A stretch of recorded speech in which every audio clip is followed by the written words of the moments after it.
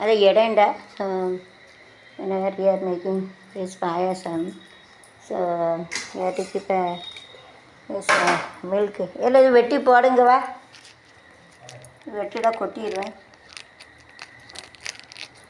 ஊற்ற அப்படி லேசாக வெட்டிட்டு ஊற்ற சேர்த்து கட்டி லிட்டில் அள்ளி கட்டி அதையே அமுக்குண்ணா. இங்கே வச்சு அமுக்கணும், ஒரு அறிவு கிடையாது. இப்படி வச்சு அமுக்கல சரி. அப்போ நீ நான் இருக்கு அப்பா. ஆமாம், பால் போட்டு இப்படி ஊற்றது எனக்கு. நான் 2 கைட்டு தான் ஊற்ற முடியும். 2 கேஜி இப்படி அமுக்க அங்கே மூஞ்சியில் தெரிச்சுக்கிட்டு வந்துடும். மெதுவாக விடும்.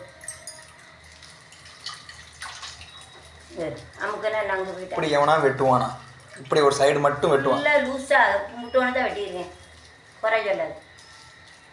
அப்புறம் குத்தி பார்த்தா தான் தெரியும் எனக்கு. நீங்கள் குறைச்சோன்னா இப்போ நான் எப்பவுமே இப்படி வெட்டு. இங்கே பாரு, இந்த சைடில் வெட்டு. இப்படி வெட்டி ஈஸியாக இருக்கும் ஊற்றுது. இப்படி யாராவது வெட்டுவாங்க நம்ம மேல்ட்டால். நான் ஷூட்டிங் எடுத்து முதலே வெட்டணும். ஷூட்டிங் எடுத்துருந்தேன் நான் தெரிஞ்சு பரவாயில்லும் திருத்த போது எடு. சார் 10 rupees 8 rupees 5 மாம்பழம் இருக்குது. இது இடம் எது வெட்டிக்கிட்ட கிரேப்ஸ் பொடி எடுக்கணும். அது கிட்ட கிரேப்ஸ் இல்லை டேஸ்ட். இதை எடு.